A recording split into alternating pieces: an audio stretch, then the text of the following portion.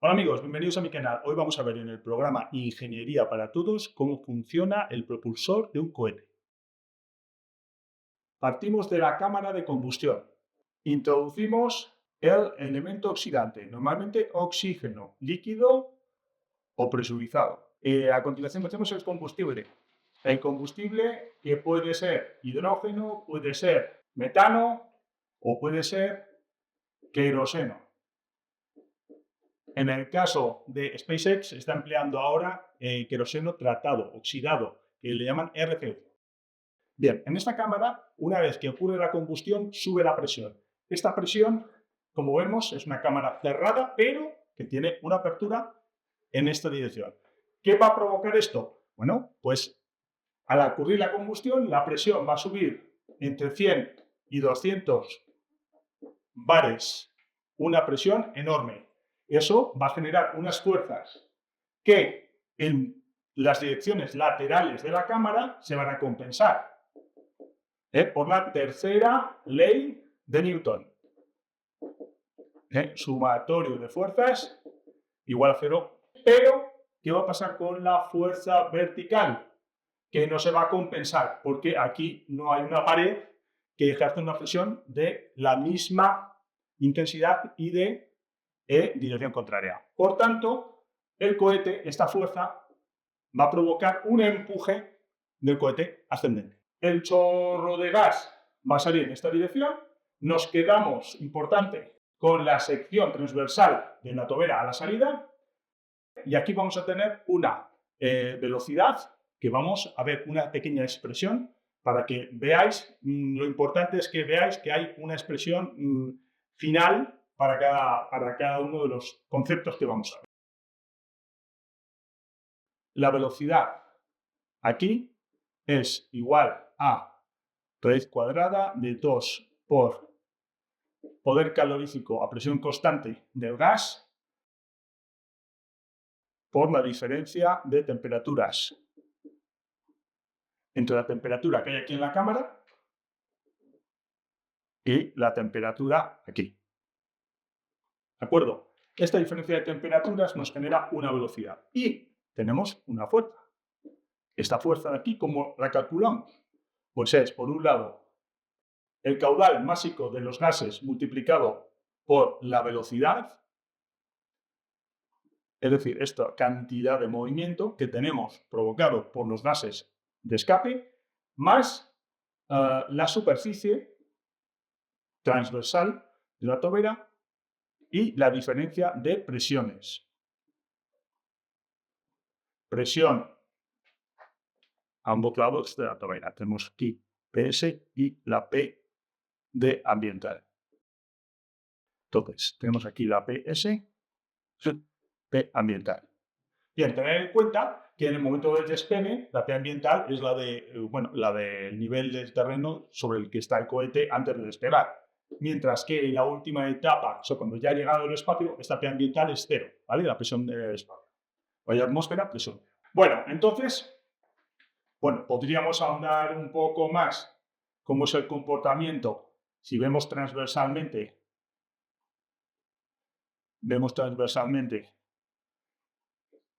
la cámara de combustión y la tobera, ¿vale?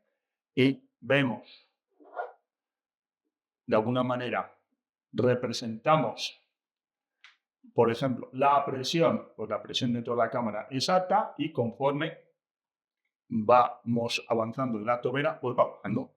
En el caso de la temperatura, tenemos una temperatura alta en la tobera, pero todavía sube más en este tramo de aquí y luego pues ya va descendiendo. Y por último, tenemos la velocidad. La velocidad, que tiene una velocidad en la tobera, pues equivalente, a la estática al principio, no tenemos velocidad y conforme va avanzando aquí, pues va incrementándose. Bueno, la topografía del cohete, sabéis que tiene varias etapas.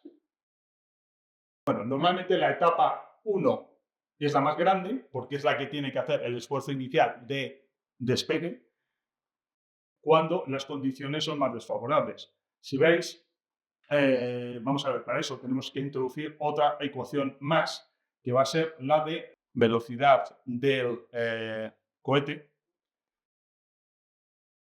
tiempo más la velocidad de los gases de escape por logaritmo neperiano de la masa inicial del cohete con el combustible y la masa evolucionar. Esto sería la ecuación que indica la velocidad. Bueno, esto es otra cosa. Esto es la velocidad de escape de la tobera que afecta, como hemos visto, en el empuje en el cohete. Y aquí estamos viendo el comportamiento cinético del cohete conforme va ascendiendo. Entonces, en este caso vamos a representar la velocidad y el tiempo y vamos a ver que esta es la fórmula de un movimiento uniformemente acelerado. Entonces, esto es, digamos, la representación sería así. ¿Qué ocurre? Que el cohete tiene esta otra componente también, porque va perdiendo masa conforme va avanzando en su ascenso, va perdiendo combustible y por tanto este elemento se va haciendo mayor, con lo cual lo que vamos a ir viendo es que el cohete va incrementando la velocidad cada vez más rápido. Pero esto es, por un lado, por el peso del combustible, es decir, por el peso que tenemos m es menor que el peso que teníamos inicialmente, pero también es menor porque la fuerza de la gravedad, m por c, también es menor, porque estamos a una distancia mayor. Es decir, conforme vamos avanzando, estamos con una masa menor y estamos siendo menos atraídos por la Tierra. Eso también afecta. Pero además hay otro factor, y es que sabemos que durante los primeros 100 kilómetros está nuestra querida atmósfera, que provoca rozamiento. Pero este rozamiento es cada vez menor, porque cada vez hay menos aire conforme vamos ascendiendo. Con lo cual, también el rozamiento es menor. Es decir, menos rozamiento, menos resistencia del aire, menos atracción de la Tierra y menos masa moviéndose debido a que el cohete va perdiendo, va consumiendo su combustible, genera que la velocidad cada vez se acelere. Lo que os quiero resaltar de aquí es la siguiente conclusión para que veáis un poco el orden de magnitud de esta fuerza. En el Boeing 747, que tiene 4 motores, estaríamos hablando de 300.000 newtons de empuje, ¿de acuerdo? En el SpaceX, en el Falcon 9, en concreto, en el modelo Falcon 9, que tiene 9 motores, de ahí Falcon 9, el empuje es de 7.600.000 newtons. Estamos viendo 25 veces más de empuje, ¿eh? Y como referencia siempre hasta ahora, porque bueno, es el Saturno 5, es el que llevó al hombre a la Luna, teníamos 5 motores y un empuje de 35 millones de newtons, 35 millones de newtons. Es decir, comparado con un Boeing, 100 veces más. ¿De acuerdo? Bueno, lo que quiero decir que el invento del motor funciona, ¿eh? Estamos hablando de un motor con una capacidad de empuje que, bueno, os podéis imaginar, ¿no?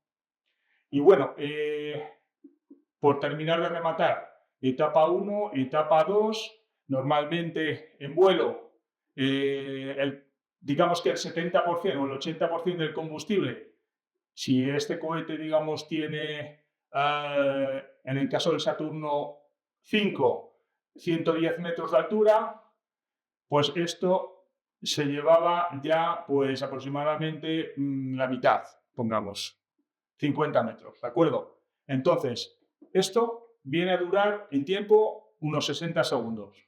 ¿Os imagináis consumir la mitad del combustible de un cohete de más de 100 metros de altura en solamente un minuto? minuto y pico, ¿vale? Bien. A continuación, en los próximos 10 minutos, ya, que soy una escala ya logarítmica para poderlo representar así. Entonces, en los próximos 10 minutos consumiremos esta segunda etapa. Y ya la tercera etapa, pues con lo que sea, pues con la tripulación humana o con los satélites que lleven pues para de cargamento o lo que sea, pues bueno, pues quedarán, digamos, con una pequeña propulsión final, ¿de acuerdo? Bueno, pues esto era un poco lo que os quería contar. No he querido enrollarme más porque aquí nos podríamos pegar horas y yo creo que un poco la filosofía es explicar las cosas lo más sencillo posible. No sé si he sido lo más claro posible, pero bueno, es a lo que he llegado hoy en el tiempo que he tenido, ¿de acuerdo? Cualquier cosa, hacéis comentarios que me encantará leer y responderos, pues bueno, lo antes posible. Ya sabéis que respondo lo antes posible. Y bueno, no olvidéis ver los contenidos en el canal. Ya están organizados por tipología para que podáis, pues bueno, ir a la lista de reproducción de la temática que más os interese y así, pues bueno, no estéis, pues bueno, ya sé que vamos mal de tiempo todos y os centráis en lo que realmente os gusta más. ¿De acuerdo? Bueno, pues nos vemos pronto y hacemos un vídeo en breve, en breve. Hasta luego.